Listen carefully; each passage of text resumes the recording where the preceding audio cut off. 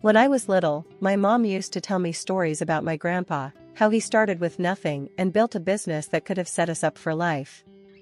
But we never saw a dime of it. I didn't really get why until I was older and could understand the mess about his will and all. "Eliza, your grandpa was a tough nut," my mom said one chilly evening. We were sitting at our small kitchen table, nursing cups of lukewarm tea. The heater was busted again, and the landlord wasn't too quick to fix anything. He believed only in money earned, not given. "Why did he cut us off then? Didn't he think you'd manage his money right?" I asked, trying to keep the bitterness out of my voice. Mom sighed, her eyes tracing the steam rising from her cup. "It wasn't about me managing it. He had this crazy idea. Made a will that only gave his fortune to someone who made it big on their own, $500,000 at least in their business." "That's just cruel," I muttered. The idea seemed ludicrous, a game set by a man who loved his money more than his family. "It was his way or the highway," Mom continued. "When I argued with him, he practically disowned me. Said if I was any good, I'd earn my way without his help." The unfairness of it all gnawed at me. Here we were, scrimping and saving every dime, while someone out there was living it up on what should have been ours. Ever since I was a kid, I had a knack for spotting a chance to make a buck. I'd set up a lemonade stand at the local golf course on sweltering summer days. 50 cents a cup, I'd holler, waving to the thirsty golfers. They couldn't resist the pitch from a freckle-faced kid with a pitcher. "You sure know how to hustle, kiddo," an old golfer named Hank once told me, chuckling as he handed over his change. "Keep that up, and you'll be a tycoon one day." I grinned, pocketing the coins. "Just saving up for something big," I'd say, my mind always on the next big thing. And it wasn't just lemonade. I made homemade baubles and bracelets, stringing them together from beads I'd find at the dollar store. I sold them wherever I could, neighborhood block parties, school events, even at the front yard during garage sales. Trading wasn't just fun, it felt right, like I was meant to do it. "Eliza's got her own little business empire going," my mom would joke to her friends, but there was a hint of pride in her voice that made me stand a little taller. But it was the sewing that really caught on. When I managed to buy that old sewing machine from a garage sale, it was like all my Christmases had come at once. Teaching myself to sew wasn't easy. The machine was temperamental, and the tutorials online weren't always clear, especially when the internet connection flickered in and out. But I stuck with it. Soon, I was turning drab thrift store finds into trendy outfits. "Eliza, is that the same shirt you wore last week?" Sarah sneered one day as she caught me at my locker. "Looks different." "Yep, gave it a little makeover," I said casually, slamming my locker shut. "You should try it sometime, might improve your attitude." She scoffed and strutted away, but a couple of other girls lingered. "That was really cool what you did with your shirt. Could you do mine?" one of them asked, a shy smile playing on her lips. "Sure thing. Bring it tomorrow," I replied, my heart swelling with pride. Word got around, and soon I was taking custom orders. It wasn't just pocket money anymore, it was real business. People paid good money for uniqueness, and I was all too happy to provide. One sunny afternoon, I dragged my latest creations to the local street fair. I set up a rickety table, laid out my garments, and waited, heart thumping with the thrill of it all. "You think people will buy these?" Mike, my friend, asked, eyeing the passers-by skeptically. "They'd be crazy not to," I shot back, confidence bubbling. And buy they did. My table was swarmed. I barely had time to collect the money and hand over the clothes. Amidst the chaos, a guy approached, his car keys jangling in his hand. "Hey, my car broke down a block from here. Saw your stall. This stuff yours?" he asked, nodding towards my makeshift display. "Yeah, all made by me. You need something to pass the time while waiting for a tow?" I joked, handing him a shirt. He laughed, a genuine, head-thrown-back kind of laugh. "Actually, I was wondering if you do men's stuff too." "Sure do," I replied, pulling out a few pieces I'd experimented with. He looked them over, then looked at me with a spark of interest. "You've got talent." Ever think of making this a real business? Every day, I said, not missing a beat. His smile widened. I'm Jack, by the way. Eliza, I said, shaking his hand, feeling the weight of the moment. This wasn't just another sale. This felt like a doorway, swinging wide open. As the day wound down, I counted the cash, a sense of accomplishment washing over me. This was it. I was making it happen, one stitch at a time. Told you they'd love your stuff, Mike said as he helped me pack up. Yes, you were right, I admitted, unable to keep the grin off my face. Looks like I might just make that $500,000 mark after all. After Jack and I met at the fair, things kicked off faster than I expected.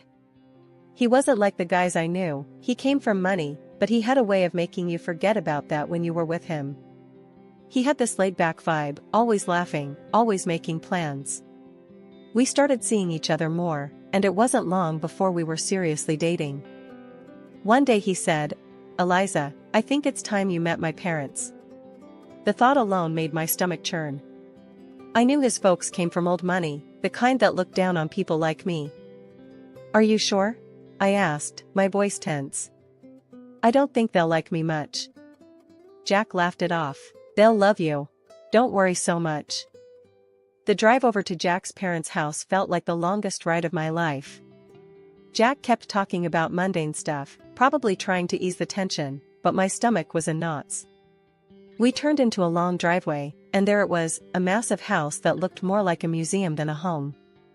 We walked up to the grand entrance, and the door swung open before we could even knock. There stood Jack's mom, Mrs. Thompson, dressed impeccably in a way that made me feel underdressed instantly, despite my careful choice of outfit. Jack, darling, she exclaimed, pulling him into a hug, then turned to me with a polite smile that didn't reach her eyes. And you must be Eliza. We've heard so much about you. Her words sounded warm, but her tone was anything but. I forced a smile. Thank you for having me, Mrs. Thompson. Jack led me inside, and that's when Mr. Thompson appeared. He was a tall, stern-looking man with a firm handshake that felt more like a test than a greeting. Eliza, a pleasure, he said, his voice deep and unemotional.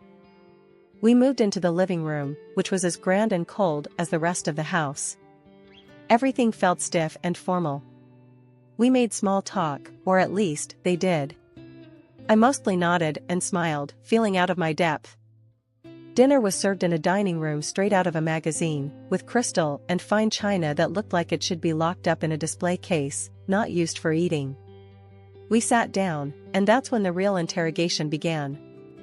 So, Eliza, Jack tells us you're into fashion design, Mr. Thompson began, eyeing me like I was a problem he needed to figure out. Yes, I run a small business. I design and sell clothing, I responded, trying to keep my voice steady. Self-made then. How entrepreneurial, he commented dryly. His tone suggested it was less of a compliment and more a checkmark on a list of curiosities. Mrs. Thompson chimed in with a smile that felt more like a wince. And your family, dear, what do they do? Well, it's just me and my mom. She's a nurse, I said, feeling the weight of each word. Oh, I see. Mrs. Thompson replied, exchanging a glance with her husband that I couldn't quite read. The conversation stumbled along until coffee was served, and then Mrs. Thompson's polite mask slipped. Eliza, I must be honest. We have certain hopes for Jack, and his partner's background is important to us. It's essential for maintaining the family's reputation and legacy. Finally, she put her fork down and said flatly, well, it's clear you've done quite a bit despite your background. But I don't think you're suitable for our son, I'm afraid. Her words hit like a slap. I sat there, stunned, as she got up from the table. I won't waste more time here, she declared and left the room without another word. Jack was quick to comfort me, his face flushed with embarrassment. Eliza, please, don't take it to heart. She's set in her ways. It was tough to swallow. The evening had turned into a stark display of where I stood with his family. Despite Jack's reassurances, the shadow of that dinner lingered, casting a long, cold shadow over what should have been a happy milestone. The engagement happened despite the frosty atmosphere at dinner that night at Jack's parents' house. His folks made it clear they weren't thrilled, but Jack went ahead with the proposal. We were officially engaged, and while I was over the moon about us, the chill from his parents was something I couldn't shake off. A few weeks after our engagement, I got a call from Mrs. Thompson, Jack's mom. Her voice was formal, icy. "Eliza, I'd like you to come over. We need to discuss something important." When I arrived, both of Jack's parents were waiting. The house felt colder than ever, like all the warmth had been sucked out of it. Mrs. Thompson didn't waste any time. "Eliza, we've looked into your background thoroughly," she began, her tone sharp and unwelcoming. Mr. Thompson nodded, his face stern. "It's clear you come from a very different world than ours." His wife continued. "And frankly, we feel you're hunting for wealth, climbing through our son. But we won't allow our family fortune to be jeopardized." The words stung, but before I could react, Mrs. Thompson slid a stack of papers across the table towards me. "Since I can't convince Jack to rethink this marriage, you'll need to sign these," she said flatly. I picked up the papers. They were a prenuptial agreement. As I read through, it was clear, I wouldn't lay claim to any of Jack's wealth, and neither would any children we might have. Without hesitating, I signed them. "I'm not marrying Jack for his money," I said, handing the signed papers back to her. Mrs. Thompson looked taken aback, her eyes wide. Even Mr. Thompson raised an eyebrow, surprised by my quick compliance. I left their house feeling a mix of relief and resentment. At home, I told Jack everything. He laughed it off. "Wow, you really showed them. Good for you." But his laughter didn't sit right with me. "Aren't you bothered that your mom thinks so lowly of me? She humiliated me, Jack." He shrugged, still smiling. "I get why you're upset, but you know how mom is. She has her reasons, and well, she's not completely wrong to worry, right?" His words felt like a slap. Not only had his mother insulted me, but now Jack was subtly defending her. It hurt, realizing that maybe he wasn't entirely in my corner. A year after our engagement, as the wedding drew closer, my life was a whirlwind of excitement and stress. My business, a sportswear brand I had started from scratch, was finally taking off. It was thrilling to see my designs being worn and loved.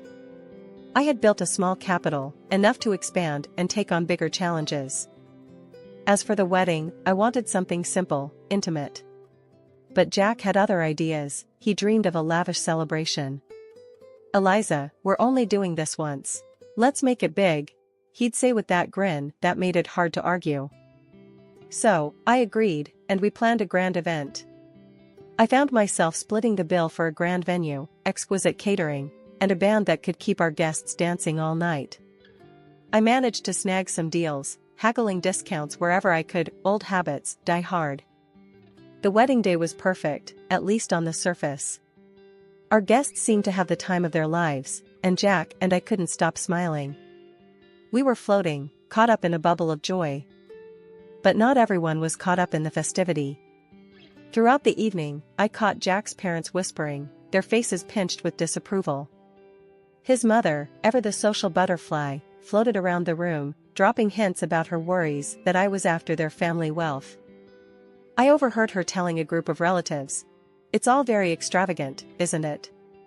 I just hope she understands the value of money, not just spending it."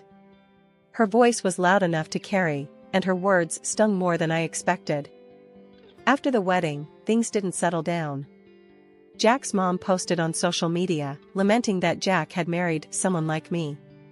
She wrote about her fear of losing her son to a woman who, in her eyes, wasn't worthy. Reading those words hurt. I felt my throat tighten and my eyes burn, not just with sadness, but with frustration. I tried to talk to Jack about it. "Your mom's posts, they're really harsh. Can you talk to them? They don't even know about the business, how well it's doing." Jack sighed, his face troubled. "Eliza, I know it's tough, but let's not rock the boat, okay? My parents, it's just how they are. But they think I'm some gold digger, Jack. They don't see that I don't need their money." He pulled me close, his voice soothing. I know. But let's just ignore it for now. They'll come around. They just need time to see what I see. I nodded, not convinced, but exhausted from the argument. I agreed to let it go, not because I thought he was right, but because I was too tired to fight. It was easier to focus on my business, pouring my energy into something positive, something that was mine. Despite the personal turmoil, my business kept growing. Orders poured in, and my brand gained a following. I was doing interviews, photo shoots, and even talking about partnerships. My days were packed, and I thrived on the hustle. The evening of the charity dinner arrived, and it was held at a swanky hotel downtown. The event was all about supporting sports programs for kids and teenagers.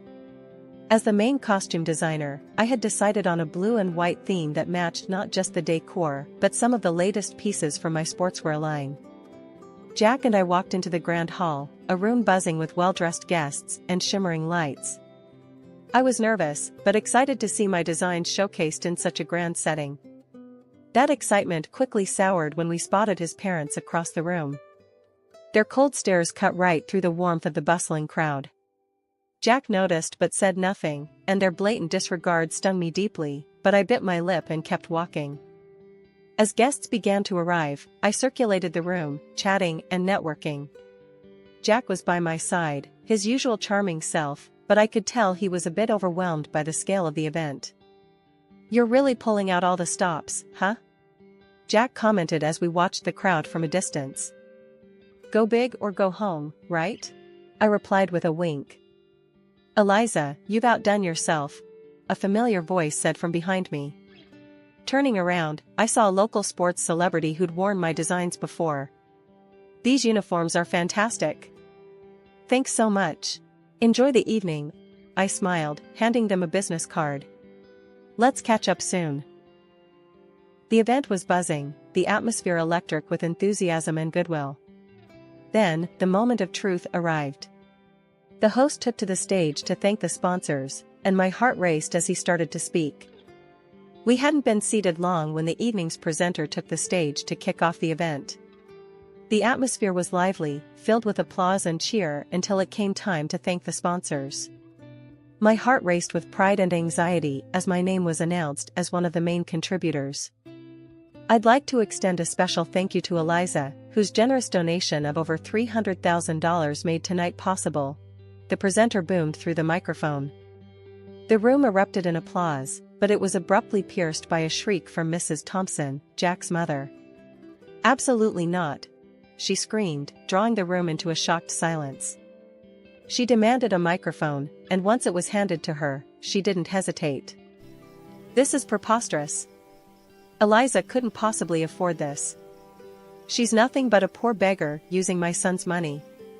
She's a cunning predator, sneaking into our family to bankrupt us." Her words echoed through the hall, venomous and loud. The presenter, taken aback but composed, quickly tried to correct the situation. "Mrs. Thompson, I assure you, you are mistaken. Eliza's company is extremely successful and fully capable of such generosity. I know this firsthand." The crowd murmured, the tension palpable. Then, in an unexpected move, the presenter passed the microphone to Jack, hoping for him to clear the air. Jack's face was a mix of embarrassment and conflict. He glanced at his parents, then at me, his voice barely a whisper as he spoke into the mic. "I have nothing to say," and with that, he walked over to his parents, leaving me standing alone amidst a sea of whispers. The weight of the moment settled heavy on my shoulders. I felt exposed and humiliated, not just by the accusations, but by Jack's refusal to defend me, to affirm the truth about my success.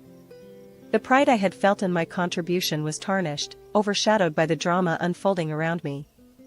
Stepping into the spotlight, I approached the microphone, my heart pounding, but my resolve clear. "Good evening, everyone. Thank you for being here tonight," I started, my voice steady, despite the tumult of emotions. "Tonight, I'd like to share something very personal about my journey." The room fell silent, all attention on me.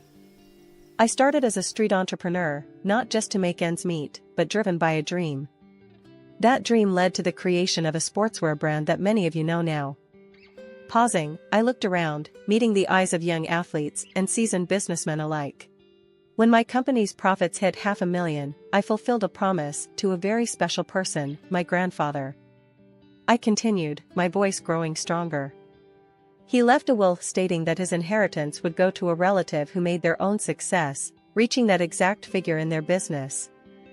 Whispers filled the hall, and I took a moment to let that sink in. That inheritance has been used to fuel not just my personal growth, but to give back through charity, much like tonight's event.